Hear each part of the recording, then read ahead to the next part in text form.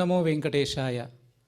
ತಿರುಮಲ ತಿರುಪತಿ ದೇವಸ್ಥಾನಗಳ ಶ್ರೀ ವೆಂಕಟೇಶ್ವರ ಕನ್ನಡ ಭಕ್ತಿವಾಹಿನಿಯು 24 ಗಂಟೆಗಳ ಕಾಲ ಧಾರ್ಮಿಕ, ಆಧ್ಯಾತ್ಮಿಕ, ಸಾಂಸ್ಕೃತಿಕ ಕಾರ್ಯಕ್ರಮಗಳನ್ನು ನಿರಂತರವಾಗಿ ಪ್ರಸಾರವನ್ನು ಮಾಡುತ್ತಿದೆ. ತದಂಗವಾಗಿ ಭಗವದ್ಗೀತಾ ಪಾರಾಯಣ ಪ್ರವಚನ ಕಾರ್ಯಕ್ರಮ ಅತ್ಯದ್ಭುತವಾಗಿ ಪ್ರತಿ ಮನೆಯಲ್ಲೂ ಕೂಡ ಆ ಭಗವಂತನ ಶ್ರೀಕೃಷ್ಣ ಪರಮಾತ್ಮನ ಮಾತುಗಳನ್ನು ನಾವು ಕೇಳಿ ಕೃತಾರ್ಥರಾಗಬೇಕು ಎಂಬ ಉದ್ದೇಶದಿಂದ ಶ್ರೀ ವೆಂಕಟೇಶ್ವರ ಕನ್ನಡ ಭಕ್ತಿವಾಹಿನಿಯೊಂದು ಮಹತ್ ಪ್ರಯತ್ನವನ್ನು ಮಾಡಿ ನಮ್ಮೆಲ್ಲರೂ ಕೂಡ ಕೊಡುಗೆಯನ್ನು ನೀಡಿದೆ. ಶ್ರೀ ಗುರು ಪ್ರಾರ್ಥನೆಯಿಂದ ನಾವು ಇವತ್ತು ಪ್ರಾರಂಭ ಮಾಡೋಣ. ಸಮಾಶ್ರಯೇದ್ ಗುರುಂ ಭಕ್ತ್ಯಾ ಮಹಾವಿಶ್ವಾಸಪೂರ್ವಕಂ ನಿಕ್ಷಿಪೇತ್ ಸರ್ವಭಾರಾಂಶ್ಚ ಗುರೋ ಶ್ರೀಪಾದಪಂಕಜೇ ಆನಂದಜ್ಞಾನದಂ ವಿಷ್ಣುಂ ಆನಂದಮಯನಾಮಕಂ ಆನಂದೇನ ದದರ್ಶಾಥ ಆನಂದನಿಲಯಾಲಯೇ. ಈಗ ಸಂಕಲ್ಪವನ್ನು ಮಾಡೋಣ. ಶ್ರೀಮದಾದಿವರಾಹ ಕ್ಷೇತ್ರೇ ವಿರಾಜಮಾನಸ್ಯ ಅಖಿಲಾಂಡಕೋಟಿ ಬ್ರಹ್ಮಾಂಡ ನಾಯಕಸ್ಯ ಶ್ರೀ ಪದ್ಮಾವತಿ ಜಾನೇಃ ಭಗವತಃ ಶ್ರೀ ವೆಂಕಟೇಶ್ವರ ಸ್ವಾಮಿನಃ ಕೃಪಾಬಲೇನ ಜಗದ್ಗುರೋಃ ಶ್ರೀ ಗೋಪಾಲಕೃಷ್ಣಸ್ಯ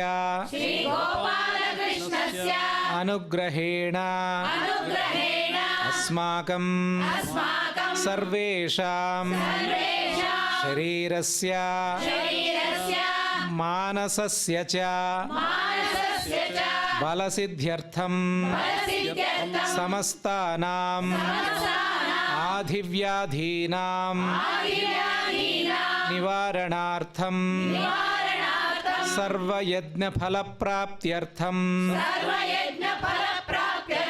ಸರ್ವಾಸಾಂ ಸಂಪದಾಂ ಪ್ರಾಪ್ತ್ಯರ್ಥಂ ವಿದ್ಯಾರ್ಥಿನಾಂ ಬುದ್ಧಿಶಕ್ತಿ ವೃದ್ಧಿದ್ವಾರಾ ಪರೀಕ್ಷಾಸು ಉತ್ತೀರ್ಣತಾ ಸಿದ್ಧ್ಯರ್ಥಂ ಅಧಿಕಾರಿಣಾಂ ಸ್ವಸ್ವವಿಧಿ ನಿರ್ವಹಣ ಕೌಶಲ ಸಿದ್ಧ್ಯರ್ಥಂ ಸಮಸ್ತ ಪಾಪಕ್ಷಯಾರ್ಥಂ ಜ್ಞಾನ ಭಕ್ತಿ ವೈರಾಗ್ಯ ಸಿದ್ಧ್ಯರ್ಥಂ ಶ್ರೀ ಗೋಪಾಲಕೃಷ್ಣ ಪ್ರೇರಣಯಾ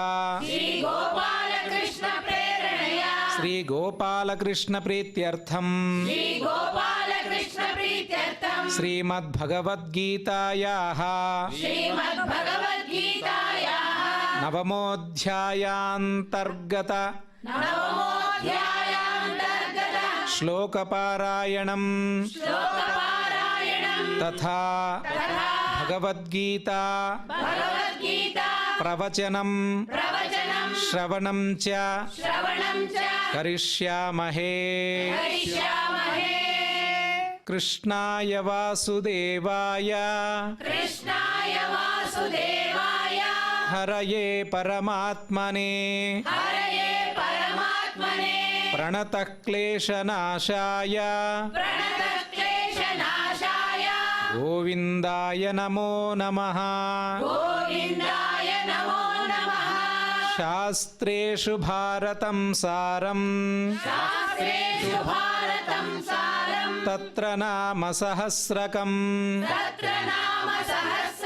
ವೈಷ್ಣವಂ ಕೃಷ್ಣ ಗೀತಾ ಚ ತಜ್ಞಾನಾತ್ ಮುಚ್ಯತೇಂಜಸಾ ವೇದವ್ಯಾಸ ಗುಣಾವಾಸ ವಿದ್ಯಾಧೀಶ ಸತಾಂ ವಶ ಮಾಂ ನಿರಾಶಂ ಗತಕ್ಲೇಶಂ ಕುರ್ವನಾಶಂ ಹರೇ ನಿಶಂ.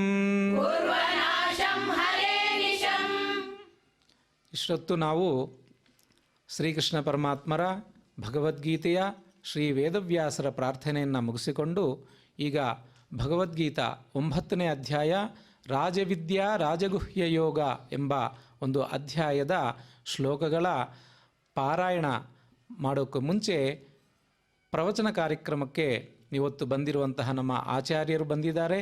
ಅವರು ಈಗ ಸುಲಭವಾಗಿ ಸರಳವಾಗಿ ಅದ್ಭುತವಾಗಿ ಪ್ರವಚನವನ್ನು ಆ ಶ್ರೀಕೃಷ್ಣ ಪರಮಾತ್ಮ ಯಾವ ಸಂದೇಶವನ್ನು ನಮ್ಮೆಲ್ಲರಿಗೂ ಕೂಡ ನೀಡಿದ್ದಾರೆ ಅದನ್ನು ಗುರುಗಳ ಆಚಾರ್ಯ ಮುಖಾಂತರವಾಗಿ ನಾವೆಲ್ಲರೂ ಕೂಡ ತಿಳ್ಕೊಂಡು ನಾವೆಲ್ಲರೂ ಕೂಡ ಧನ್ಯರಾಗೋಣ ಅಂತ ಹೇಳಿ ಈಗ ಆಚಾರ್ಯರ ಪ್ರವಚನವನ್ನು ನಾವು ಭಕ್ತಿ ಶ್ರದ್ಧೆಯಿಂದ ಸಾವಧಾನವಾಗಿ ಕೇಳೋಣ.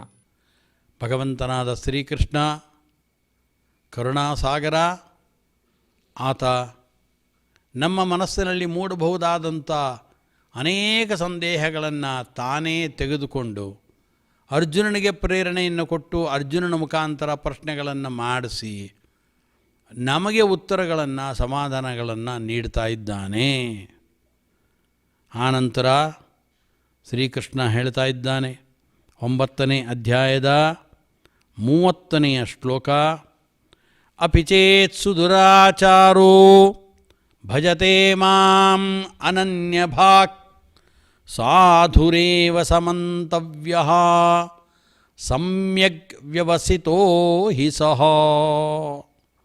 ಅಪಿ ಚೇತ್ಸು ದುರಾಚಾರಃ ಭಜತೆ ಮಾಂ ಅನನ್ಯಭಾಕ್ ಸಾಧುರೇವ ಸಮಂತವ್ಯಃ ಸಮ್ಯಕ್ ವ್ಯವಸಿತೋ ಹಿ ಸಹ ಅಂತ. ಭಗವದ್ಭಕ್ತರು ಅಂತ ನೆನ್ನೆಲ್ಲ ಹೇಳಿ ಭಕ್ತಪ್ರಿಯಂ ಸಕಲಲೋಕ ನಮಸ್ಕೃತಂಚ ಅಂತ ಹೇಳಿ ಭಗವಂತ ಭಕ್ತರನ್ನು ಕಂಡರೆ ಅತ್ಯಂತ ಪ್ರೀತಿಯನ್ನು ತೋರಿಸ್ತಾನೆ ಅಂತ ಹೇಳಿದ್ವಿ.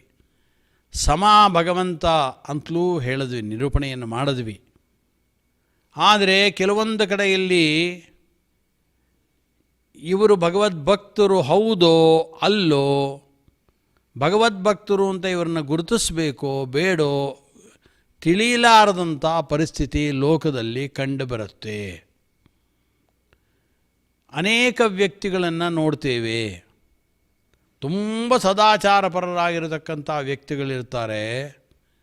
ಇದ್ದಕ್ಕಿದ್ದಂತೆ ತಮ್ಮ ಜೀವನ ಶೈಲಿಯನ್ನು ಬದಲಾವಣೆ ಮಾಡಿಕೊಳ್ತಾರೆ. ಯಾವ ಹಂತಕ್ಕೆ ದುರಾಚಾರವನ್ನು ಅಂತಿಮವಾದ ಹಂತಕ್ಕೆ ತಲುಪಬಹುದೋ ಮಾಡಬಹುದೋ ಅಂತಹ ದುರಾಚಾರಕ್ಕೆ ತಮ್ಮನ್ನು ತೊಡಗಿಸ್ಕೊಂಡ್ಬಿಡ್ತಾರೆ. ಇವರೇನಾ ಅವರು ಅಂತ ಅನ್ನೋ ಅಷ್ಟರ ಮಟ್ಟಿಗೆ ತಮ್ಮ ಜೀವನದಲ್ಲಿ ದುರಾಚಾರವನ್ನು ಅಳವಡಿಸ್ಕೊಳ್ತಾರೆ. ಅಂತಹ ವ್ಯಕ್ತಿಗಳು ಯಾರವರೀಗ? ಭಕ್ತರೋ ಅಭಕ್ತರೋ ಏನವರು? ಅವರಿಗೆ ಭಗವಂತ ಒಲಿತಾನೋ ಇಲ್ವೋ? ಅವರು ಹಿಂದಿನ ಮಾಡಿದಂಥ ಕರ್ಮಗಳೇನಿದೆ, ಸದಾಚಾರಗಳು, ಶಾಸ್ತ್ರಶ್ರವಣಾದಿಗಳೆಲ್ಲ ಇದೆ, ಇದೆಲ್ಲ ವ್ಯರ್ಥವಾಗಿ ಹೋಗುತ್ತೋ ಅದು ಸಾರ್ಥಕವಾಗಿರುತ್ತೋ? ಏನಾದರೂ ಪುಣ್ಯ ಅವರಿಗೆ ದೊರಕುತ್ತೋ ಇಲ್ಲೋ? ಇದೆಲ್ಲ ನಮಗೆ ಗೊಂದಲ ನಮ್ಮ ಮನಸ್ಸಿನಲ್ಲಿ ಅನೇಕ ಬಾರಿ ಬರುತ್ತೆ. ಅನೇಕ ವ್ಯಕ್ತಿಗಳು ದೊಡ್ಡ ದೊಡ್ಡ ಸ್ಥಾನದಲ್ಲಿ ಕುಳಿತದ್ದನ್ನು ನೋಡ್ಬಿಡ್ತೇವೆ, ದೊಡ್ಡ ದೊಡ್ಡ ಪೀಠಗಳನ್ನು ಅಲಂಕರಿಸಿರೋದನ್ನು ನೋಡ್ತೇವೆ. ಪೂರ್ಣವಾಗಿ ತದ್ವಿರುದ್ಧವಾದ ಆಚಾರದಲ್ಲಿ ತಮ್ಮನ್ನು ತೊಡಗಿಕೊಂಡು ಬಿಡ್ತಾರೆ. ಇವರನ್ನು ಏನು ಮಾಡಬೇಕೀಗ? ಭಗವದ್ಭಕ್ತರು ಅಂತ ಕರಿಬೇಕೋ ಬೇಡ ಅಂತ ಕರಿಬೇಕೋ ಏನಿವರು ಅಂತಂದರೆ ಅದಕ್ಕೆ ಶ್ರೀಕೃಷ್ಣನೇ ತಾನು ಉತ್ತರವನ್ನು ನೀಡ್ತಾ ಇದ್ದಾನೆ. ಅಪಿಚೇತ್ ಸುದುರಾಚಾರೋ ಭಜತೆ ಮಾಂ ಅನನ್ಯಭಾಕ್ ಸಾಧುರೇವ ಸಮಂತವ್ಯಃ ಸಮ್ಯಗ್ ವ್ಯವಸಿತೋ ಹಿ ಸಹ ಅಂದ. ಭಗವದ್ಭಕ್ತಿಯ ಪ್ರಶಂಸೆಯನ್ನು ಮಾಡೋಕೆ ಹೊರಟಿರೋದಿಲ್ಲೀಗ. ಭಗವದ್ಭಕ್ತಿ ಎಷ್ಟು ದೊಡ್ಡದು ಅನ್ನೋದನ್ನು ಪ್ರಶಂಸೆ ಮಾಡೋಕೆ ಹೊರಟಿದ್ದು. ಅಭಿಜೇತ್ ಸುದುರಾಚಾರ ನಭವತ್ಯೇವ ಪ್ರಾಯ ತದ್ಭಕ್ತ ಸುದುರಾಚಾರ ತಥಾಪಿ ಅಂತ ಹೇಳ್ತಾರೆ. ಭಗವದ್ಭಕ್ತರಾಗಿರತಕ್ಕಂಥವರು ಅತ್ಯಂತ ದುರಾಚಾರಿಗಳು ಎಂದು ಆಗೋಲ್ಲ. ಒಂದೊಮ್ಮೆ ಭಗವದ್ಭಕ್ತರಾಗಿರುವಂಥವರು ಭಾರೀ ಆಚಾರ ವಿಚಾರಗಳನ್ನು ಮಾಡ್ತಾಯಿದ್ರು, ವಿದ್ಯಾವಿನಯ ಸಂಪನ್ನರಾಗಿದ್ದರು, ತುಂಬ ಸೌಶೀಲ್ಯ ಅವರಲ್ಲಿ, ಶಾಸ್ತ್ರ ಪಾಠ ಪ್ರವಚನಗಳನ್ನು ಮಾಡ್ತಾಯಿದ್ರು, ಎಲ್ಲ ಸರಿ. ಬಿಟ್ಟರು, ಎಲ್ಲವನ್ನ ಬಿಟ್ಟರು, ಮಹಾ ದುರಾಚಾರದಲ್ಲಿ ತಲ್ಲೀನರಾಗಿ ಹೋದರು. ಇಂಥವರು ಭಕ್ತರು ಹೌದೋ ಅಲ್ಲೋ ಅಂದರೆ ನಮಗೆ ಪುರಾಣಗಳಲ್ಲಿ ಅನೇಕ ಉದಾಹರಣೆಗಳು ದೊರಕತ್ತೆ. ಷಷ್ಠಸ್ಕಂದ ಭಾಗವತದಲ್ಲಿ ಆರಂಭದಲ್ಲೇ ತಿಳಿಸಿದಾಗ ಭಕ್ತಿಯ ಪ್ರಶಂಸೆಯನ್ನು ಅಲ್ಲೂ ಮಾಡ್ತಾ,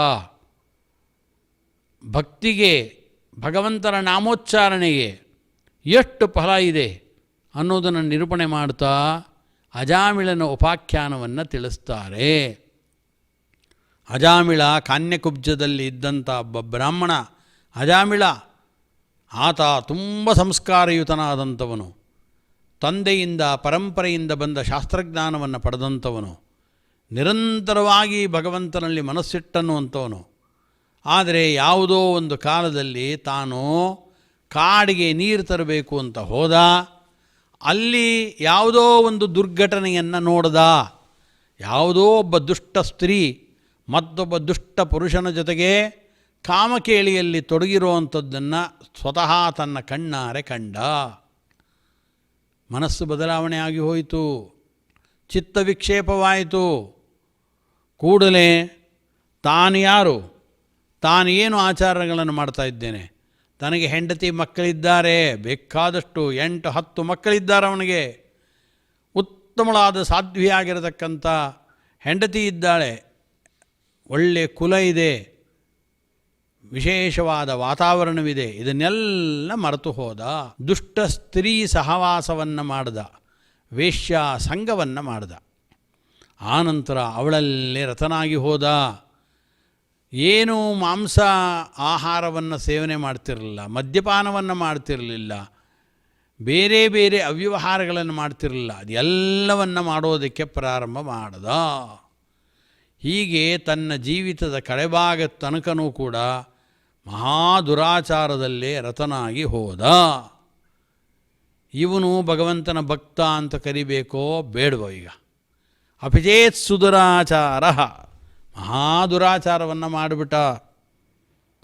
ಆದರೆ ಸಾಯೋ ಸ್ಥಾನ ಬಂತು ಅವನಿಗೆ. ಸಾಯೋ ಕಾಲದಲ್ಲಿ, ಅಂದರೆ ಇನ್ನೂ ಪೂರ್ತಿ ಸತ್ತಿಲ್ಲ ಆತ, ಗಟ್ಟುಮುಟ್ಟಾಗಿ ಇದ್ದಾನೆ. ಸಾಯೋಕ್ಕೆ ಸ್ವಲ್ಪ ದಿನಗಳು ಇತ್ತು ಇನ್ನೂ. ತನಗೆ ತಾನು ಮಲ್ಕೊಂಡಿದ್ದಾನವನು. ಸ್ವಪ್ನದಲ್ಲಿ ಕಂಡಂತೆ ಅವನಿಗೆ ಒಂದು ಘಟನೆ ಕಾಣಿಸ್ತವನಿಗೆ.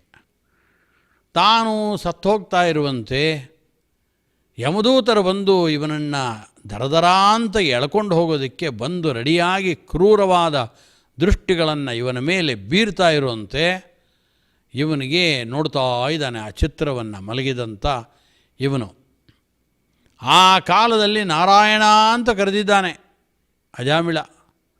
ಯಾಕೆ ನಾರಾಯಣ ಅಂತ ಕರೆದ ಅಂದರೆ ಅವನ ಮಕ್ಕಳಲ್ಲಿ ಒಬ್ಬನಿಗೆ ನಾರಾಯಣ ಅಂತ ಹೆಸರಿಟ್ಟಿದ್ದ. ಅವನಲ್ಲಿ ವಿಶೇಷವಾದ ಪ್ರೀತಿ ಇತ್ತು. ಏನು ಬೇಕಾದರೂ ಅವನು ಕರೆದು ಅವನ ಕೈಲಿ ಕೆಲಸ ಮಾಡಿಸ್ಕೊಳ್ತಾ ಇದ್ದ. ಅನಾಯಾಸವಾಗಿ ಇವನಿಗೆ ನಾರಾಯಣ ಅಂತ ಕರೆದುಬಿಟ್ಟ. ಕರೆದು ಕೂಡಲೇ ಬಹುದಿನಗಳ ಕಾಲ ಮಾಡಿದ ಏನು ಪುಣ್ಯ ವಿಶೇಷ ಇತ್ತು ಇವನಿಗೆ.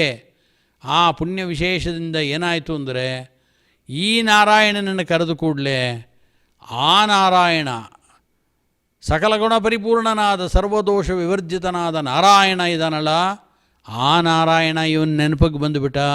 ನೆನಪಿಗೆ ಬಂದು ಅವನಲ್ಲಿ ಮನಸ್ಸನ್ನು ಇಟ್ಟ. ಮನಸ್ಸಿನಲ್ಲಿ ಇಟ್ಟ ಕೂಡಲೇ ಯಮದೂತರು ಮಹಾ ನೀಚ ಕೆಲಸವನ್ನು ಮಾಡಿದ್ದಾನೆ, ವೇಶ್ಯ ಸ್ತ್ರೀ ಸಂಘ ಮಾಡಿದ್ದಾನೆ, ಮದ್ಯಪಾನ ಮಾಂಸಾಹಾರಾದಿಗಳನ್ನು ಸೇವನೆ ಮಾಡ್ತಾ ಇದ್ದಾನೆ. ಆದ್ದರಿಂದ ಇವನನ್ನು ಯಮಲೋಕಕ್ಕೆ ಕರ್ಕೊಂಡು ಹೋಗಿ ಯಮದೇವರಲ್ಲಿ ಹೇಳಿ ಇವನಿಗೆ ಶಿಕ್ಷೆಯನ್ನು ಕೊಡಿಸ್ಬೇಕು ಅಂತ ತೀರ್ಮಾನ ಮಾಡಿ ಬಂದು ಎಳ್ಕೊಂಡು ಹೋಗಬೇಕು ಅಂದು ಬಂದರೆ ತಟ್ಟನೆ 4 ಜನ ಶಂಖಚಕ್ರ ಗದಾ ಪದ್ಮಗಳನ್ನು ಧಾರಣೆ ಮಾಡಿದ ವಿಷ್ಣುವಿನಂತೆ ಕಾಣುವ ರೂಪವನ್ನು ತೊಟ್ಟುಕೊಂಡಂಥ ಸುಂದರವಾದ ಕರ್ಣಕುಂಡಲಗಳನ್ನು, ವಿಶೇಷವಾದ ಆಭರಣಗಳನ್ನು ಧಾರಣೆ ಮಾಡಿದ, ಶುಭ್ರವಾದ ವಸ್ತ್ರಗಳನ್ನು ಉಟ್ಟಂಥ ಮಹಾದಿವ್ಯವಾದ ತೇಜಸ್ಸನ್ನು ಹೊಂದಿರತಕ್ಕಂಥ ವ್ಯಕ್ತಿಗಳನ್ನು ಈ ಅಜಾಮಿಳ ಕಂಡು ಯಮದೂತರ ಜೊತೆಗೆ ವಾಗ್ವಾದವನ್ನು ಮಾಡ್ತಾ ಇದ್ದಾರೆ. ನೀವು ಇವರನ್ನು ಕರ್ಕೊಂಡು ಹೋಗ್ಬೇಡ್ರಿ, ನಾರಾಯಣ ಅಂತ ನಮ್ಮ ದೇವರನ್ನು ಕರೆದಿದ್ದಾನೆ. ನಮ್ಮ ದೇವರಷ್ಟೇ ಅಲ್ಲ, ನಿಮ್ಮ ದೇವರು ಯಾರಿದ್ದಾರೆ ಯಮಧರ್ಮರಾಜರು, ಅವರಿಗೂ ದೇವರವರು. ಅಂಥ ನಾರಾಯಣನನ್ನು ಕರೆದಿದ್ದಾರೆ. ಆದ್ದರಿಂದ ನೀವು ಇವನ ಸ್ಪರ್ಶಕ್ಕೆ ಬರಬೇಡ್ರಿ. ಈತ ವಿಷ್ಣುವಿನ ಭಕ್ತನಾಗಿದ್ದಾನೆ, ಆದ್ದರಿಂದ ನಾವು ಇವನಿಗೆ ಉತ್ತಮವಾದ ಲೋಕಕ್ಕೆ ಕರ್ಕೊಂಡು ಹೋಗ್ತೇವೆ ಅಂತ ಅವರು ಇವನನ್ನು ಕರ್ಕೊಂಡು ಹೋಗೋದಕ್ಕೆ ಬಂದರು.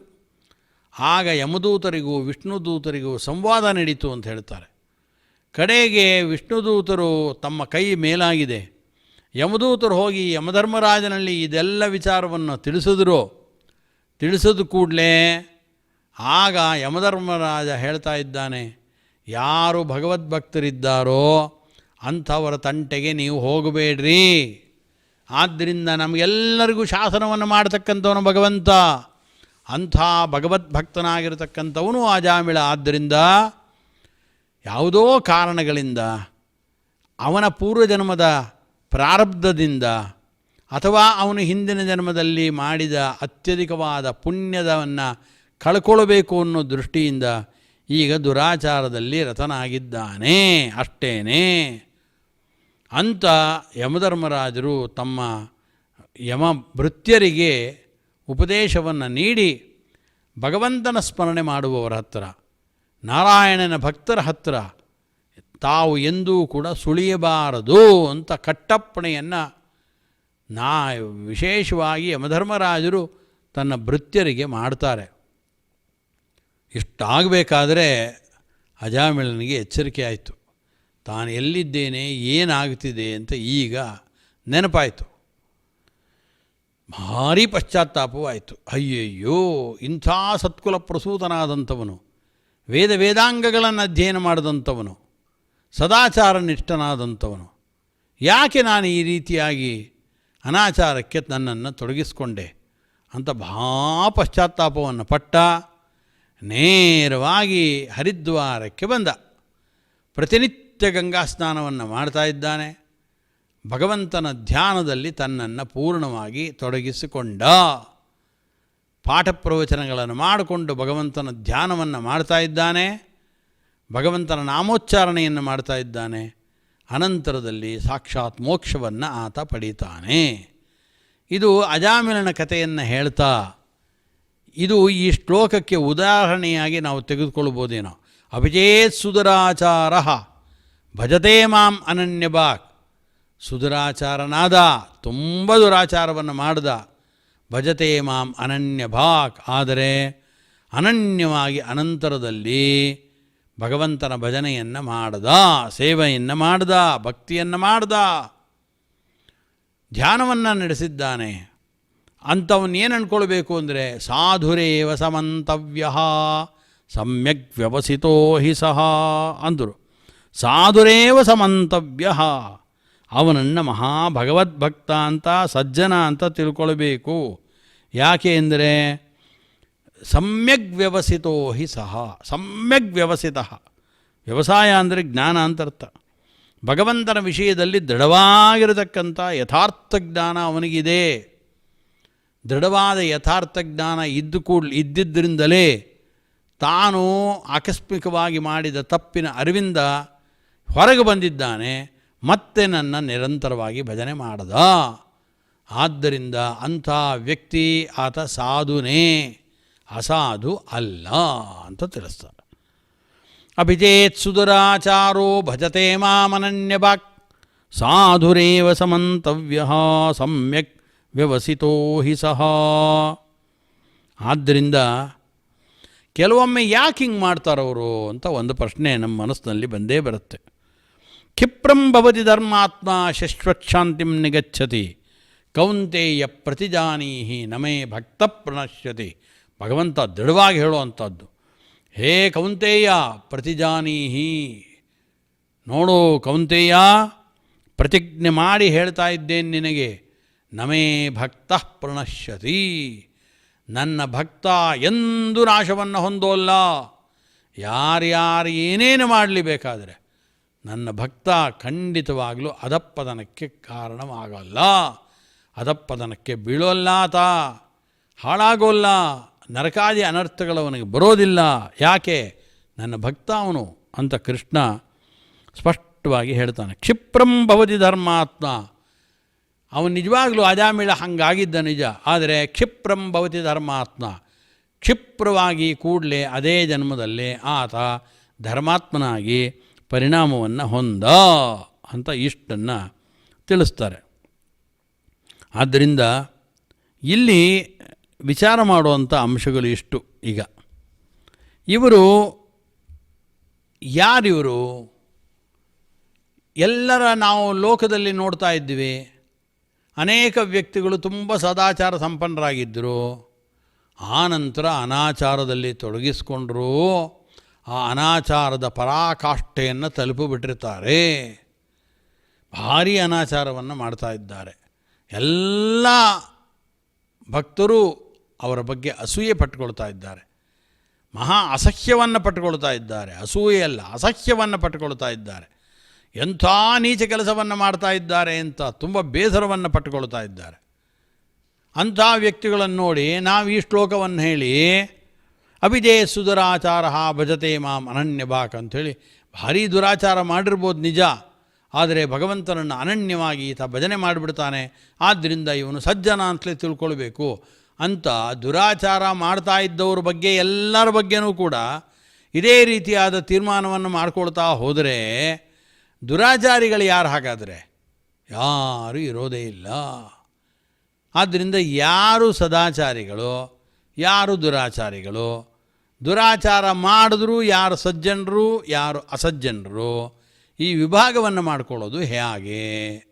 ದೇವಾಂಶಾದಿಷು ಏವ ಚ ತದ್ಭವತಿ. ಆದ್ದರಿಂದ ದೇವದೇವಾಂಶಾದಿಷು ಏವ ಚ ತದ್ಭವತಿ. ಈ ರೀತಿಯಾದ ಒಂದು ವ್ಯತ್ಯಾಸಗಳು, ದಿಢೀರ್ ವ್ಯತ್ಯಾಸಗಳು ಎಲ್ಲಾಗತ್ತೆ ಅಂದರೆ, ದೇವತೆಗಳು ಅವತಾರ ಮಾಡಿರ್ತಾರಲ್ಲ ಅಲ್ಲಿ, ಅಥವಾ ದೇವತೆಗಳ ಅಂಶವನ್ನು ಪಡ್ಕೊಂಡು ಇಲ್ಲಿ ಹುಟ್ಟಿರ್ತಾರಲ್ಲ ಆ ವ್ಯಕ್ತಿಗಳಲ್ಲಿ ಮಾತ್ರ ಇಂಥ ಬದಲಾವಣೆಗಳು ಆಗ್ತವೆ.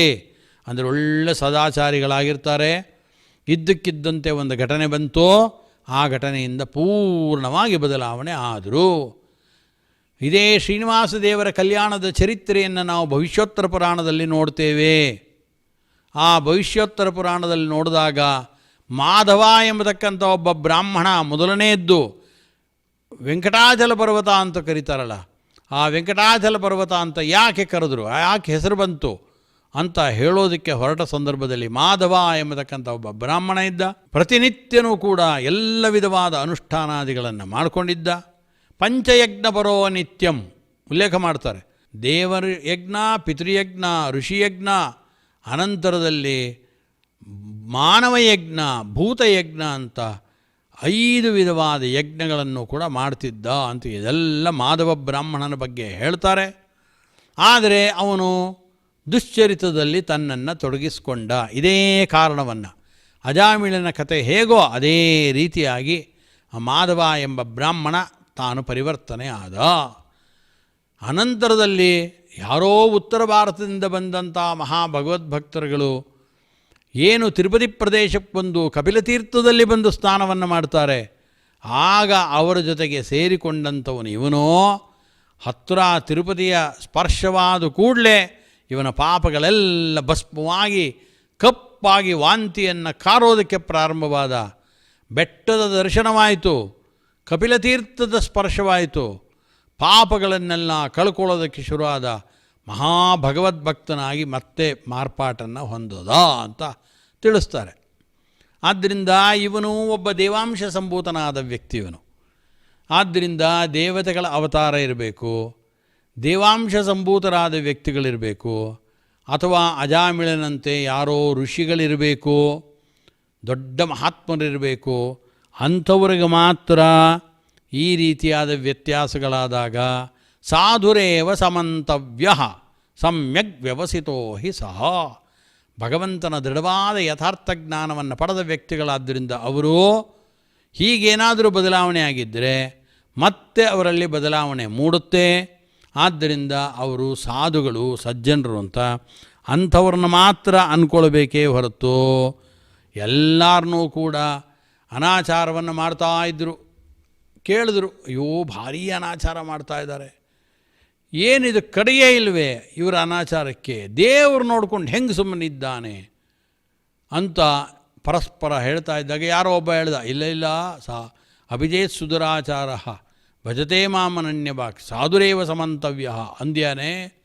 ಆದ್ದರಿಂದ ಮುಂದೆ ಇವರು ಬದಲಾವಣೆ ಆಗ್ಬೋದು, ಸಜ್ಜನನೇ ಇವರು ಹೇಳಲಿಕ್ಕಾಗೋಲ್ಲ. ಅವರು ದೇವತೆಗಳ ಅವತಾರ, ದೇವಾಂಶ ಸಂಭೂತರಾಗಿರಬೇಕು, ಋಷ್ಯಾದಿಗಳಾಗಿರಬೇಕು, ಚಕ್ರವರ್ತಿ ಮೊದಲಾದವರಾಗಿರಬೇಕು. ಅವರಿಗೆ ಸಂಬಂಧಪಟ್ಟಿದ್ದೇ ಹೊರತು ಮನುಷ್ಯರಾದ ನಮಗೆ ಸಂಬಂಧಪಟ್ಟ ವಿಚಾರ ಅಲ್ಲ. ಆದ್ದರಿಂದ ನಾವಿರತೋ ದುಶ್ಚರಿತ ನಾ ಭಕ್ತ ನಾ ಸಮಾಹಿತ ಅಂತಾರೆ.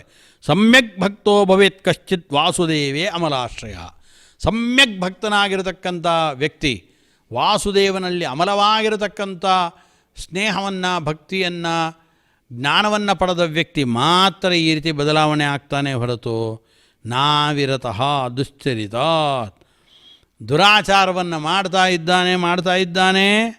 ಅದರಿಂದ ನ ವಿರತಃ ಅವಿರತಃ, ನಿವೃತ್ತಿನೇ ಆಗ್ತಾ ಇಲ್ಲ. ಅವನು ಕಡೇ ತನಕ ನೋಡಿದ್ರು ಸಾಯಬೇಕಾದರೂ ಹಂಗೆ ಮಾಡಿಯೇ ಸತ್ತನೇ ಹೊರತು ಕಡೆಗಾಲದಲ್ಲೂ ಸುಳ್ಳು ಹೇಳಿಕೊಂಡು ಮಾಡಬಾರ್ದನ್ನೆಲ್ಲ ಮಾಡಿ ಸತ್ತ.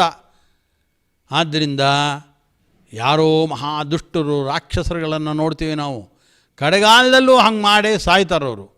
ಮಾರೀಚ ಇತ್ಯಾದಿ ರಾಕ್ಷಸರುಗಳು ಕಡೆಗೂ ಸಾಯೋ ಕಾಲದಲ್ಲೂ ಮತ್ತೊಂದು ಎಲ್ಲರಿಗೂ ಭ್ರಾಂತಿ ಬರುವಂತೆ ಮೋಹಕವಾದ ಮಾತು ಹೇಳಿ ಹಾ ರಾಮ, ಹಾ ಲಕ್ಷ್ಮಣ, ಹಾ ಸೀತೆ ಅಂತ ರಾಮನ ಥರ ತನ್ನ ಧ್ವನಿಯನ್ನು ಬದಲಾವಣೆ ಮಾಡಿ ಹೇ ಲಕ್ಷ್ಮಣ, ಹೇ ಸೀತಾ ಅಂತ ರಾಮ ಕೂಗದಂಗೆ ಸ್ವರವನ್ನು ವ್ಯತ್ಯಾಸ ಮಾಡಿ ಸಾಯಬೇಕಾದರೂ ಕೆಟ್ಟ ಕೆಲಸ ಮಾಡಿ ಸತ್ತ ಅವನು. ಆದ್ದರಿಂದ ನಾವಿರತಃ ದುಶ್ಚರಿತಾತ್, ಕೆಟ್ಟ ಕೆಲಸದಿಂದ ಇವನು ವಿರತನಾಗಲೇ ಇಲ್ಲ. ಇವನನ್ನು ಒಳ್ಳೆಯವನು ಅಂತ ಅಂದ್ಕೊಳ್ಬೇಡ್ರಿ. ನಾ ಭಕ್ತನ ಇವನೋ ಭಗವಂತನ ಅಲ್ಲ. ನಾ ಸಮಾಹಿತ, ಯಾವ ಇಂದ್ರಿಯ ನಿಗ್ರಹಾದಿಗಳನ್ನು ಹೊಂದಿಲ್ಲ ಇವನು. ಆದ್ದರಿಂದ ಇವನಿಗೆ ವೈರಾಗ್ಯ ಇಲ್ಲ. ಆದ್ದರಿಂದ ಇಂಥವರು ಎಂದೂ ಕೂಡ ದುರಾಚಾರಿಗಳಾಗಿದ್ದರೆ ದುರಾಚಾರಿಗಳಾಗೇ ಇರ್ತಾರೆ. ಅವರು ಮಹಾ ನರಕಾದಿ ಅನರ್ಥಗಳನ್ನು ಹೊಂದುತ್ತಾರೆ, ತಮಸ್ಸನ್ನು ಹೊಂದ್ತಾರೆ ಅಂದ್ಕೊಳ್ಬೇಕೇ ಹೊರತು ಮತ್ತೆ ಇವರು ಸಜ್ಜನ ಅಂತ ಭಾವಿಸುವಂತೆ ಇಲ್ಲ ಅಂತಾರೆ. ಅದೇ ಕೆಲವ್ರನ್ನ ನಾವು ಇದೇ ಪುರಾಣದ ಕಥೆಗಳಲ್ಲಿ ಅನೇಕ ವ್ಯಕ್ತಿಗಳನ್ನು ನಾವು ನೋಡ್ತೇವೆ. ಯಾರು ಚಂದ್ರ ಇದ್ದ, ಸಾಮಾನ್ಯವಾಗಿ ನಮಗೆ ಅದೇ ಪ್ರಶ್ನೆಗಳು ಬರುವಂಥದ್ದು. ಬೃಹಸ್ಪತ್ಯಾಚಾರ್ಯರ ಪತ್ನಿಯಾಗಿರತಕ್ಕಂಥವಳು ತಾರಾದೇವಿ, ಆ ತಾರಾದೇವಿಯನ್ನು ಮೋಹಿಸಿಕೊಳ್ತಾನೆ ಚಂದ್ರ. ಅವನು ಚಂದ್ರವಂಶಕ್ಕೆ ಆರಂಭಭೂತನಾದಂಥವನು. ಅಂಥ ಚಂದ್ರ ತನಗೆ ಗುರುವಾಗಿರತಕ್ಕಂಥ ಬೃಹಸ್ಪತಿ ಏನಿದ್ದಾನೆ, ಆ ಗುರುದಾರವನ್ನು ಪರಿಗ್ರಹ ಮಾಡಿ ದುರಾಚಾರವನ್ನು ಮಾಡದ. ಅದೇ ರೀತಿಯಾಗಿ ಸುಗ್ರೀವ, ಗುರು ಅಂದರೆ ತನ್ನ ಅಣ್ಣ ವಾಲಿ, ಅವನ ಪತ್ನಿಯನ್ನು ಪರಿಗ್ರಹ ಮಾಡದ. ಹೀಗೆ ಇವರೆಲ್ಲರೂ ಕೂಡ ದುರಾಚಾರದಲ್ಲಿ ರತರಾದರು. ಆದರೆ ಇವರು ದೇವಾಂಶ ಸಂಭೂತರು. ವಾಲಿ ಸಾಕ್ಷಾತ್ ಇಂದ್ರದೇವರ, ಅಲ್ಲಿ ಸೂರ್ಯದೇವರು ಮತ್ತು ಇಂದ್ರದೇವರು. ಆದ್ದರಿಂದ ಸೂರ್ಯನ ಅಂಶ ಸುಗ್ರೀವನಾದರೆ ಇಂದ್ರದೇವರ ಅವತಾರವೇ ವಾಲಿಯಾಗಿದ್ದು, ಆದ್ದರಿಂದ ಇಂದ್ರಾಂಶ ಸಂಭೂತರಾದ್ದರಿಂದ ವಾಲಿ ಅವನ ಹೆಂಡತಿ ಮತ್ತು ಸುಗ್ರೀವ ಇದ್ದ. ಸುಗ್ರೀವ ಈ ರೀತಿಯಾಗಿ ಮಾಡ್ದ ಅಂದರೆ ದೇವಾಂಶ ಸಂಭೂತನಾದ್ದರಿಂದಲೇ ಅವನು ಮಾಡಿದ್ದಕ್ಕೆ ಪರಿಹಾರವಿದೆ. ಅವನು ಅಪಿದೇತ್ ಸುದುರಾಚಾರ ಭಜತೆ ಮಾಮನನ್ಯಭಾಕ್ ಸಾಧುರೇವ ಸಮಂತವ್ಯ. ಅದೇ ರೀತಿ ಚಂದ್ರ ಇದ್ದ, ತಾನು ತಪ್ಪನ್ನು ಮಾಡ್ದ. ತಪ್ಪು ಮಾಡಿದ ಮೇಲೆ ಭಾಗವತಾದಿ ಗ್ರಂಥಗಳನ್ನು ನೋಡಬೇಕು ನಾವು. ಚಂದ್ರನ ಬಗ್ಗೆ ಎಲ್ಲಿಲ್ಲದ ಪ್ರೀತಿಯಪ್ಪ. ಚಂದ್ರನಿಗೆ ತನ್ನ 27 ಕನ್ಯೆಯರನ್ನು ಕೊಟ್ಟು ಮದುವೆ ಮಾಡಿಬಿಡ್ತಾನೆ.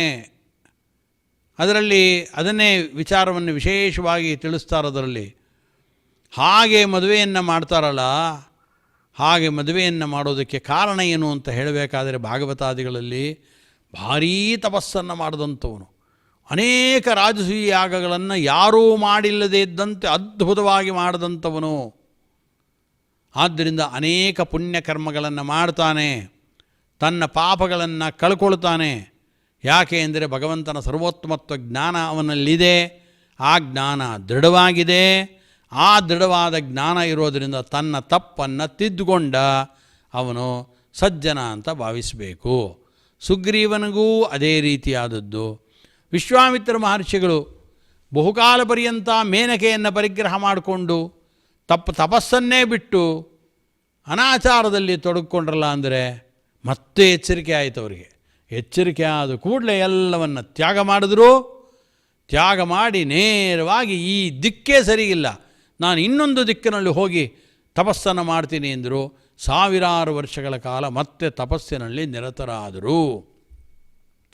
ಆದ್ದರಿಂದ ವಿಶ್ವಾಮಿತ್ರ ಮೊದಲಾದ ಋಷಿಗಳು ಈ ರೀತಿಯಾಗಿ ಮತ್ತೇನೆ ತಮ್ಮ ದುರಾಚಾರವನ್ನು ಬಿಟ್ಟು ಸಮ್ಯಕ್ ವ್ಯವಸ್ಥಿತರಾದ್ದರಿಂದ ಅವರು ಭಜತೆ ಮಾಂ ಅನನ್ಯ ಭಾಗ್, ಅನನ್ಯವಾಗಿ ಭಗವಂತನನ್ನು ಭಜನೆ ಮಾಡಿದ್ರು. ಹಾಗೆ ಮಾಡಿ ಭಗವದ್ಭಕ್ತರೇ ಆದರೂ ಸಜ್ಜನ ಅಂತ ಕರೆಸ್ಕೊಂಡ್ರು.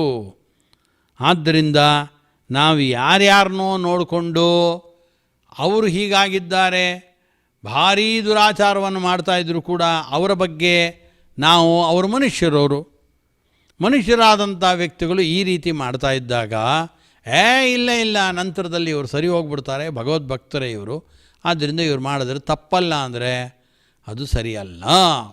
ಅದಕ್ಕೋಸ್ಕರ ವಿಶೇಷವಾಗಿ ದೇವಾಂಶಾದಿಶ್ವೇವಚ ತದ್ಭವತಿ ಅಂತಂದರು. ದೇವತೆಗಳು ದೇವಾಂಶರಿರಬೇಕು, ಇಲ್ಲ ಅವರು ದೊಡ್ಡ ದೊಡ್ಡ ಚಕ್ರವರ್ತಿಗಳಾಗಿರ್ತಾರೆ, ಇಲ್ಲ ಋಷ್ಯಾದಿಗಳಾಗಿರ್ತಾರೆ, ಅವರು ಮಾತ್ರ ಈ ರೀತಿಯಾಗಿ ಬದಲಾವಣೆಗಳನ್ನು ಹೊಂದೋದಕ್ಕೆ ಸಾಧ್ಯ. ಎಲ್ಲ ವ್ಯಕ್ತಿಗಳು ಮನುಷ್ಯರು ಯಾವ್ಯಾವ ಸಾಧಾರಣ ಮನುಷ್ಯರುಗಳು ತಪ್ಪು ಮಾಡ್ತಾ ಇದ್ದರೆ ನಾವಿರತೋ ದುಶ್ಚರಿತಾತ್ ನಾ ಭಕ್ತಃ, ಅದಕ್ಕೆ ಹೇಳಿದ್ದು ನಾ ಭಕ್ತಃ ನಾ ಅಸಮಾಹಿತಃ ಅಂತ ಹೇಳಿದ್ದು. ಅಂಥ ವ್ಯಕ್ತಿಗಳು ಅವರ ಅಭಕ್ತರೇ, ಅವರು ದುರಾಚಾರಿಗಳೇ, ಅವರು ಇಂದ್ರಿಯ ನಿಗ್ರಹ ಇಲ್ಲದೇ ಇದ್ದವರೇ. ಇಂಥವ್ರಿಗೆ ನರಕಾದಿ ಅನರ್ಥಗಳು ಉಂಟಾಗ್ತವೆ. ಅವರು ಅಸಜ್ಜನರು, ಅವರು ಈ ಶ್ಲೋಕಕ್ಕೆ ವಿಷಯ ಅಲ್ಲ ಅಂತ ತಿಳ್ಕೊಳ್ಬೇಕು. ಆದ್ದರಿಂದ ಕೃಷ್ಣ ಸ್ಪಷ್ಟವಾಗಿ ಹೇಳ್ತಾನೆ, ಭಗವದ್ಭಕ್ತಿಯನ್ನು ಪ್ರಶಂಸೆ ಮಾಡ್ತಾನೆ. ಇದನ್ನು ಯಾಕೆ ಹೇಳಿದ್ದು ಅಂದರೆ ಭಗವಂತನಲ್ಲಿರುವ ಭಕ್ತಿ ಇದೆಯಲ್ಲ, ಭಕ್ತಿ ಎಷ್ಟು ಕೆಲಸ ಮಾಡಿಸುತ್ತೆ ನೋಡಿ. ಏನೋ ಕೆಲವೊಮ್ಮೆ ಏನಾಗುತ್ತೆ ಅಂದರೆ ಅದನ್ನು ಹೇಳ್ತಾರೆ, ತಾವು ಏನು ಪುಣ್ಯವನ್ನು ಸಂಪಾದನೆ ಮಾಡಬೇಕು, ಪುಣ್ಯದ ಆಧಿಕ್ಯ ಇದ್ದಾಗ ಇಂಥ ದುರಾಚಾರಗಳಲ್ಲೂ ತೊಡಗುತ್ತಾರೆ ಅಂತ ತಿಳಿಸ್ತಾರೆ. ಇಂದ್ರದೇವರೇ ಅಹಲ್ಯಾದಿಗಳನ್ನು ಸೇವನೆ ಮಾಡಿದ್ರು ಅಂತ ತಿಳಿಸ್ಕೊಳ್ತಾರೆ. ಅಲ್ಲಿ ಗೌತಮರ ಏನು ಆಧಿಕ್ಯ ಇತ್ತು, ತಪಸ್ಸಿನ ಆಧಿಕ್ಯ, ಅದನ್ನು ಕಳೆಯೋದಕ್ಕೋಸ್ಕರವಾಗಿ ಅವರು ಶಾಪ ಕೊಡಿಸ್ಬೇಕು ಅನ್ನೋ ದೃಷ್ಟಿಯಿಂದ ಇಂದ್ರದೇವರು ಹಾಗೆ ಮಾಡಿದ್ರು ಅಂತ, ದೇವಕಾರ್ಯ ಅದು ಅಂತ ಆ ರೀತಿಯಾಗಿ ಅದನ್ನು ಮತ್ತೊಂದು ರೀತಿಯಲ್ಲಿ ತಿಳಿಸ್ತಾರೆ. ಅದೇ ರೀತಿಯಾಗಿ ತಮ್ಮ ಯೋಗ್ಯತೆಗೆ ಮೀರಿ ಪುಣ್ಯವನ್ನು ಗಳಿಸಿದ ವ್ಯಕ್ತಿಗಳಿದ್ದರೆ ಆ ಪುಣ್ಯವನ್ನು ಹ್ರಾಸ ಮಾಡಿಕೊಳ್ಳೋದಕ್ಕೋಸ್ಕರವಾಗಿ ಪುಣ್ಯವನ್ನು ಕಳಿಬೇಕು ಅನ್ನೋ ದೃಷ್ಟಿಯಿಂದ ಭಗವಂತನೇ ಅವರನ್ನು ದುರಾಚಾರಕ್ಕೆ ತೊಡಗಿಸಿದಾಗ ಅವರ ಅಧಿಕವಾದ ಪುಣ್ಯದ ಅಂಶ ಕಳೆದು ಹೋಗುತ್ತೆ, ಮತ್ತೆ ಭಗವದ್ಭಕ್ತರಾಗ್ತಾರೆ, ಮತ್ತೆ ಅವರು ಉತ್ತಮವಾದ ಜ್ಞಾನ ಸಂಪನ್ನರಾಗ್ತಾರೆ. ಕ್ಷಿಪ್ರಂ ಭವತಿ ಧರ್ಮಾತ್ಮ ಶಶ್ವತ್ಶಾಂತಿಂ ನಿಗಚ್ಚತಿ ಕೌಂತೆಯ ಪ್ರತಿಜಾನೀಹಿ ನಮೇ ಭಕ್ತ ಪ್ರಣಶ್ಯತಿ. ಆದ್ದರಿಂದ ಹೇ ಕೌಂತೆಯ, ಕುಂತಿದೇವಿಯ ಮಗನಾಗಿರತಕ್ಕಂಥ ಅರ್ಜುನ, ನಮೇ ಭಕ್ತ ಪ್ರಣಶ್ಯತಿ, ನನ್ನ ಭಕ್ತನಾದಂಥವನಿಗೆ ಎಂದೂ ದುರ್ಗತಿ ಇಲ್ಲ, ಎಂದೂ ನಾಶವನ್ನು ಆಗೋದಿಲ್ಲ. ಯಾರ್ಯಾರು ಭಕ್ತರಿದ್ದಾರೋ ಅವರೆಲ್ಲರಿಗೂ ಒಳ್ಳೆಯದೇ ಆಗುತ್ತೆ. ಪ್ರತಿಜ್ಞೆ ಮಾಡಿ ಹೇಳ್ತಾ ಇದ್ದೇನೆ ಅಂತ ಕೃಷ್ಣ ಇಷ್ಟು ದೃಢವಾಗಿ ನಮಗೆ ಭಕ್ತಿ ಮಾಡಬೇಕು ಅನ್ನೋದನ್ನು ಒತ್ತು ಕೊಡೋ ದೃಷ್ಟಿಯಿಂದ ತಾನೇ ಸ್ವತಃ ನಮಗೋಸ್ಕರವಾಗಿ ಆತ ಪ್ರತಿಜ್ಞೆ ಮಾಡ್ತಾನೆ ಅಂದರೆ ಅವನ ಕರುಣಾ ಸಂಪನ್ನತೆಯನ್ನು ನಾವೇನು ಅಂತ ಹೊಗಳೋಣ. ಅಂಥ ಕರುಣಾ ಸಾಗರನಾಗಿರತಕ್ಕಂಥ ಭಗವಂತ ಶ್ರೀನಿವಾಸ ಶ್ರೀಕೃಷ್ಣ, ಅವನೇ ಶ್ರೀರಾಮಚಂದ್ರ, ಅವನೇ ದಶಾವತಾರಗಳನ್ನು ತೆಗೆದಂಥವನು. ಭಗವಂತನ ಯಾವ ರೂಪಗಳಿಗೂ ಕೂಡ ಭೇದ ಇಲ್ಲ, ಅವೆಲ್ಲವೂ ಅಭಿನ್ನವೇ. ಅಂತಹ ಭಗವಂತನ ಚರಣಾರವಿಂದಗಳಿಗೆ ಈ ಎಲ್ಲ ನಮ್ಮ ವಾಕ್ಕುಸುಮಗಳನ್ನು, ವಾಕ್ಪ್ರಸೂನದ ಮಾಲೆಯನ್ನು ಸಮರ್ಪಣೆ ಮಾಡೋಣ. ಹರಯೇ ನಮಃ. ಶ್ರೀಕೃಷ್ಣಾರ್ಪಣಮಸ್ತು. ಕೇಳಿದ್ರಲ್ಲ, ಆಚಾರ್ಯರು ಈ 9ನೇ ಅಧ್ಯಾಯದ ರಾಜವಿದ್ಯಾ ರಾಜಗುಹ್ಯ ಯೋಗ ಪಾರಾಯಣವನ್ನು ಮಾಡೋಣ. ಅಥ ಶ್ರೀಮದ್ಭಗವದ್ಗೀತಾಸು ಉಪನಿಷತ್ಸು ಬ್ರಹ್ಮವಿದ್ಯಾಯಾಂ ಯೋಗಶಾಸ್ತ್ರೇ ಶ್ರೀಕೃಷ್ಣಾರ್ಜುನ ಸಂವಾದೇ ರಾಜವಿದ್ಯಾ ರಾಜಗುಹ್ಯಯೋಗೋ ನಾಮ ನವಮೋऽಧ್ಯಾಯಃ. ಶ್ರೀಭಗವಾನುವಾಚ ಇದಂ ತು ತೇ ಗುಹ್ಯತಮಂ ಪ್ರವಕ್ಷ್ಯಾಮ್ಯನಸೂಯವೆ ಜ್ಞಾನಂ ವಿಜ್ಞಾನಸಹಿತಂ ಯಜ್ಞಾತ್ವಾ ಮೋಕ್ಷಸೇ ಶುಭಾತ್. ರಾಜವಿದ್ಯಾ ರಾಜಗುಹ್ಯಂ ಪವಿತ್ರಮಿದಮುತ್ತಮಂ ಪ್ರತ್ಯಕ್ಷಾವಗಮಂ ಧರ್ಮ್ಯಂ ಸುಸುಖಂ ಕರ್ತುಮವ್ಯಯಂ. ಅಶ್ರದ್ಧಧಾನಾಃ ಪುರುಷಾಃ ಧರ್ಮಸ್ಯಾಸ್ಯ ಪರಂತಪ ಅಪ್ರಾಪ್ಯ ಮಾಂ ನಿವರ್ತಂತೆ ಮೃತ್ಯು ಸಂಸಾರವರ್ತ್ಮನಿ ಮಯಾ ತತಮಿದಂ ಸರ್ವಂ ಜಗದವ್ಯಕ್ತಮೂರ್ತಿನಾ ಮತ್ಸ್ಥಾನಿ ಸರ್ವಭೂತಾನಿ ನ ಚಾಹಂ ತೇಷ್ವವಸ್ಥಿತಃ ನ ಚ ಮತ್ಸ್ಥಾನಿ ಭೂತಾನಿ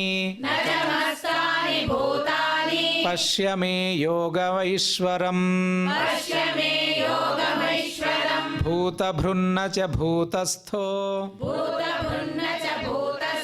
ಮಮಾತ್ಮಾ ಭೂತಭಾವನಃ ಯಥಾಕಾಶಸ್ಥಿತೋ ನಿತ್ಯಂ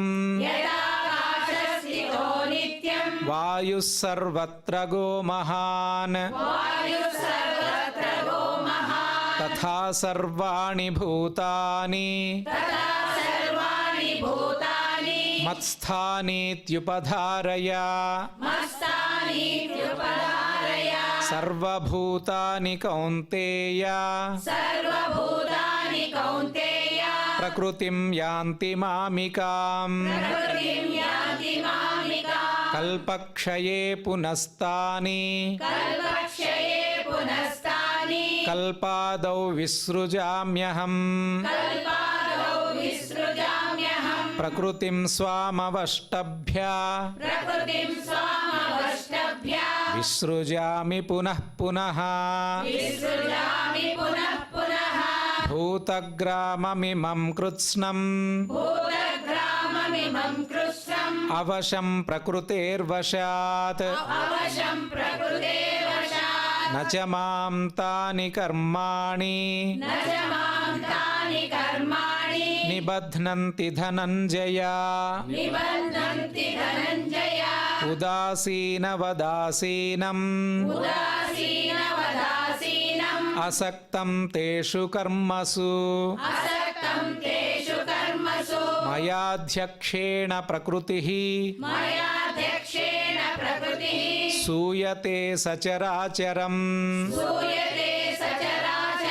ಹೇತುನಾನೇನ ಕೌಂತೇಯ ಜಗದ್ವಿಪರಿವರ್ತತೆ ಅವಜಾನಂತಿ ಮಾಂ ಮೂಢಾಃ ಮಾನುಷೀಂ ತನುಮಾಶ್ರಿತಂ ಪರಂ ಭಾವಮಜಾನಂತೋ ಮಮ ಭೂತಮಹೇಶ್ವರಂ ಮೋಘಾಶಾಮೋಘಕರ್ಮಾಣೋ ಮೋಘಜ್ಞಾನಾವಿಚೇತಸಃ ರಾಕ್ಷಸೀಮಾಸುರೀಂ ಚೈವ ಪ್ರಕೃತಿಂ ಮೋಹಿನೀಂ ಶ್ರಿತಾಃ ಮಹಾತ್ಮಾನಸ್ತು ಮಾಂ ಪಾರ್ಥ ದೈವೀಂ ಪ್ರಕೃತಿಮಾಶ್ರಿತಾಃ ಭಜಂತ್ಯನನ್ಯಮನಸೋ ಜ್ಞಾತ್ವಾ ಭೂತಾದಿಮವ್ಯಯಂ ಸತತಂ ಕೀರ್ತಯಂತೋ ಮಾಂ ಯತಂತಶ್ಚ ದೃಢವ್ರತಾಃ ನಮಸ್ಯಂತಶ್ಚ ಮಾಂ ಭಕ್ತ್ಯಾ ನಿತ್ಯಯುಕ್ತಾ ಉಪಾಸತೆ ಜ್ಞಾನಯಜ್ಞೇನ ಚಾಪ್ಯನ್ಯೇ ಯಜಂತೋ ಮಾಮುಪಾಸತೆ ಏಕತ್ವೇನ ಪೃಥಕ್ತ್ವೇನ ಬಹುಧಾ ವಿಶ್ವತೋ ಮುಖಂ ಅಹಂ ಕ್ರತುರಹಂ ಯಜ್ಞಃ ಸ್ವಧಾಹಮಹಮೌಷಧಂ ಮಂತ್ರೋಹಮಹಮೇವಾಜ್ಯಂ ಅಹಮಗ್ನಿರಹಂ ಹುತಂ ಪಿತಾಹಮಸ್ಯ ಜಗತೋ ಮಾತಾ ಧಾತಾ ಪಿತಾಮಹಃ ವೇದ್ಯಂ ಪವಿತ್ರಮೋಂಕಾರಃ ಋಕ್ಸಾಮಯಜುರೇವ ಚ ಗತಿರ್ಭರ್ತಾ ಪ್ರಭುಃ ಸಾಕ್ಷಿ ನಿವಾಸ ಶರಣಂ ಸುಹೃತ್ ಪ್ರಭವಃ ಪ್ರಳಯಸ್ಥಾನಂ ನಿಧಾನಂ ಬೀಜಮವ್ಯಯಂ ತಪಾಮ್ಯಹಮಹಂ ವರ್ಷಂ ನಿಗೃಹ್ಣಾಮ್ಯುತ್ಸೃಜಾಮಿ ಚ ಅಮೃತಂ ಚೈವ ಮೃತ್ಯುಶ್ಚ ಸದಸಚ್ಚಾಹಮರ್ಜುನ ತ್ರೈವಿದ್ಯಾ ಮಾಂ ಸೋಮಪಾಃ ಪೂತಪಾಪಾ ಯಜ್ಞೈರಿಷ್ಟ್ವಾ ಸ್ವರ್ಗತಿಂ ಪ್ರಾರ್ಥಯಂತೆ ತೇ ಪುಣ್ಯಮಾಸಾದ್ಯ ಸುರೇಂದ್ರಲೋಕಂ ಅಶ್ನಂತಿ ದಿವ್ಯಾನ್ ದಿವಿ ದೇವಭೋಗಾನ್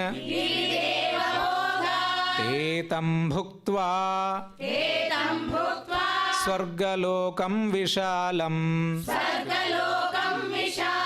ಕ್ಷೀಣೇ ಪುಣ್ಯೇ ಮರ್ತ್ಯಲೋಕಂ ವಿಶಂತಿ ಏವಂ ತ್ರಯೀ ಧರ್ಮ ಮನುಪ್ರಪನ್ನಾಃ ಗತಾಗತಂ ಕಾಮಕಾಮಾ ಲಭಂತೆ అనన్యాశ్చింతయంతో మాం अनन्याचिन्तयन्तो मां ఏ జనాః పర్యుపాసతే ये जनाः पर्युपासते తేషాం నిత్యాభియుక్తానాం तेषां नित्याभियुक्तानां యోగక్షేమం వహామ్యహం योगक्षेमं वहाम्यहम् ఏప్యన్యదేవతా భక్తాః ये पयन्यदेवता भक्ताः యజంతే శ్రద్ధయాన్వితాః यजन्ते श्रद्धयान्विताः తేపి మామేవ కౌంతేయ तेऽपि मामेव कौन्तेय యజంత్య విధిపూర్వకం यजन्ते विधिपूर्वकम् అహం హి సర్వయజ్ఞానాం अहं हि सर्वयज्ञानां భోక్తా చ ప్రభురేవ చ भोक्ता च प्रभुरेव च నతు మామభిజానంతి न तु मामभिजानन्ति తత్వేనాతస్త్యవంతి తే तत्त्वेनातस्य वन्ति ते యాంతి దేవవ్రతా దేవాన్ यान्ति देवव्रता देवान् పితॄన్యాంతి పితృవ్రతాః पितॄन् यान्ति पितृव्रताः భూతాని యాంతి భూతేజ్యాః भूतानि यान्ति भूतेजाः యాంతి మద్యాజినోపి మాం यान्ति मध्याजिनोऽपि माम् పత్రం పుష్పం ఫలం తోయం पत्रं पुष्पं फलं तोयं యో మే భక్త్యా ప్రయచ్చతి यो मे भक्त्या प्रयच्छति తదహం భక్త్యుపహృతం तदहं भक्त्युप्रहृतम् అశ్నామి ప్రయతాత్మనః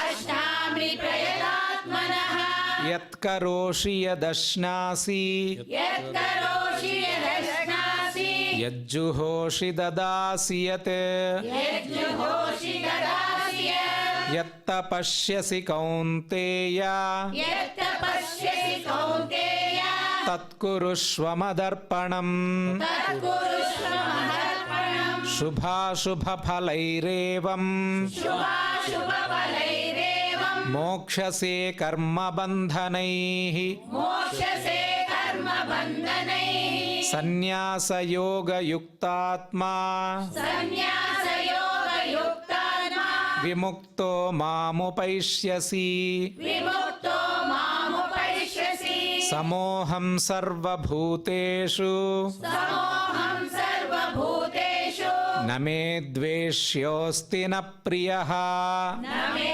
द्वेषोऽस्ति न प्रियः ఏ భజంతి తు మాం భక్త్యా ये भजन्ति मां भक्त्या మయి తే తేషు చాప్యహం मयि तेषु चाप्यहम् అపి చేత్సు దురాచారో अपि तेषु दुराचारो భజతే మాం అనన్యభాక్ भजते मामनन्यभाक् సాధురేవ సమంతవ్యః साधुरेव समन्तव्यः సమ్యగ్ వ్యవసితో హి సః सम्यक् व्यवसितो यः క్షిప్రం భవతి ధర్మాత్మా क्षिप्रं भवति धर्मात्मा శశ్వచ్ఛాంతిం నిగచ్చతి शश्वच्छान्तिं निगच्छति కౌంతేయ ప్రతిజానీహి कौन्तेय प्रतिजानीहि న మే భక్తః ప్రణశ్యతి न मे भक्तः प्रणश्यति మాం హి పార్థవ్యపాశ్రిత్య मां हि पार्थव्यपाश्रित्य ఏపి స్యుః పాపయోనయః एवि स्युः पापयोनयः స్త్రియో వైశ్యాస్తథా శూద్రాः स्त्रियो वैश्यास्तथा शूद्राः తేపి యాంతి పరాం గతిం देवी यान्ति परां गतिम् కిం పునర్బ్రాహ్మణాః పుణ్యాः किं पुनः ब्राह्मणा पुण्या భక్తా రాజర్షయస్తథా भक्ता राजर्षयस्तथा అనిత్యమసుఖం లోకం अनित्यमसुखं लोकम् ఇమం ప్రాప్య భజస్వ మాం इमं प्राप्य भजस्व माम् మన్మనా భవ మద్భక్తో मन्मना भव मद्भक्तो ಮದ್ಯಾಜೀ ಮಾಂ ನಮಸ್ಕುರು ಮದ್ಯಾಜೀ ಮಾಂ ನಮಸ್ಕುರು ಮಾಮೇ ವೈಶ್ಯಸಿ ಯುಕ್ತೈವಂ ಮಾಮೇ ವೈಶ್ಯಸಿ ಯುಕ್ತೈವಂ ಆತ್ಮಾನಂ ಮತ್ಪರಾಯಣಃ ಆತ್ಮಾನಂ ಮತ್ಪರಾಯಣಃ ಇತಿ ಶ್ರೀಮದ್ಭಗವದ್ಗೀತಾಸು ಇತಿ ಶ್ರೀಮದ್ಭಗವದ್ಗೀತಾಸು ಉಪನಿಷತ್ಸು ಉಪನಿಷತ್ಸು ಬ್ರಹ್ಮವಿದ್ಯಾಯಾಂ ಬ್ರಹ್ಮವಿದ್ಯಾಯಾಂ ಯೋಗಶಾಸ್ತ್ರೇ ಯೋಗಶಾಸ್ತ್ರೇ ಶ್ರೀಕೃಷ್ಣಾರ್ಜುನ ಸಂವಾದೇ ಶ್ರೀಕೃಷ್ಣಾರ್ಜುನ ಸಂವಾದೇ ರಾಜವಿದ್ಯಾ ರಾಜಗುಹ್ಯಯೋಗೋ ನಾಮ ರಾಜವಿದ್ಯಾ ರಾಜಗುಹ್ಯಯೋಗೋ ನಾಮ ನವಮೋऽಧ್ಯಾಯಃ ನವಮೋऽಧ್ಯಾಯಃ ಯತ್ರ ಯೋಗೇಶ್ವರಃ ಕೃಷ್ಣೋ ಯತ್ರ ಯೋಗೇಶ್ವರಃ ಕೃಷ್ಣೋ ಯತ್ರ ಪಾರ್ಥೋ ಧನುರ್ಧರಃ ಯತ್ರ ಪಾರ್ಥೋ ಧನುರ್ಧರಃ ತತ್ರ ಶ್ರೀರ್ವಿಜಯೋ ಭೂತಿಃ ತತ್ರ ಶ್ರೀವಿಜಯೋ ಭೂತಿಃ ಧ್ರುವಾ ನೀತಿರ್ಮತಿರ್ಮಮ ಧ್ರುವಾ ನೀತಿರ್ಮತಿರ್ಮಮ ಯದಕ್ಷರಪದಭ್ರಷ್ಟಂ ಯದಕ್ಷರಪದಭ್ರಷ್ಟಂ ಮಾತ್ರಾಹೀನಂ ಚ ಯದ್ಭವೇತ್ ಮಾತ್ರಾಹೀನಂ ಚ ಯದ್ಭವೇತ್ ತತ್ಸರ್ವಂ ಕ್ಷಮ್ಯತಾಂ ದೇವ ತತ್ಸರ್ವಂ ಕ್ಷಮ್ಯತಾಂ ದೇವ ನಾರಾಯಣ ನಮೋऽಸ್ತು ತೇ ನಾರಾಯಣ ನಮೋಸ್ತುತೆ ಕಾಯೇನ ವಾಚಾ ಮನಸೈಂದ್ರಿಯೈರ್ವಾ ಕಾಯೇನ ವಾಚಾ ಮನಸೇಂದ್ರಿಯೈರ್ವಾ ಬುದ್ಧ್ಯಾತ್ಮನಾ ವಾ ಪ್ರಕೃತೆ ಸ್ವಭಾವಾತ್ ಬುದ್ಧಾತ್ಮನಾ ವಾ ಪ್ರಕೃತೆ ಸ್ವಭಾವಾತ್ ಕರೋಮಿ ಯದ್ಯತ್ ಸಕಲಂ ಪರಸ್ಮೈ ಕರೋಮಿ ಯದ್ಯತ್ ಸಕಲಂ ಪರಸ್ಮೈ ನಾರಾಯಣಾಯೇತಿ ಸಮರ್ಪಯಾಮಿ ನಾರಾಯಣಾಯೇತಿ ಸಮರ್ಪಯಾಮಿ ಸರ್ವೇ ಭವಂತು ಸುಖಿನಃ ಸರ್ವೇ ಭವಂತು ಸುಖಿನಃ ಸರ್ವೇ ಸಂತು ನಿರಾಮಯಾಃ ಸರ್ವೇ ಸಂತು ನಿರಾಮಯಾಃ ಸರ್ವೇ ಭದ್ರಾಣಿ ಪಶ್ಯಂತು ಸರ್ವೇ ಭದ್ರಾಣಿ ಪಶ್ಯಂತು ಮಾ ಕಶ್ಚಿತ್ ದುಃಖಭಾಗ್ ಭವೇತ್. ಮಾ ಕಶ್ಚಿತ್ ದುಃಖಭಾಗ್ ಭವೇತ್.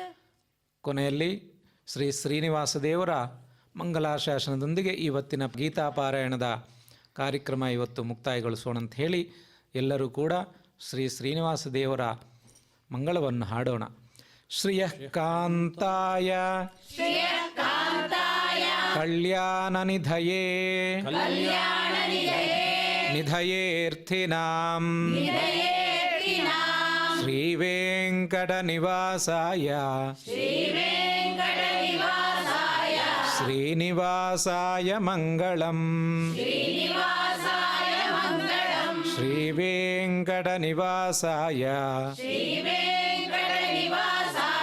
ಶ್ರೀನಿವಾಸಾಯ ಮಂಗಳಂ. ಶ್ರೀನಿವಾಸಾಯ ಮಂಗಳಂ.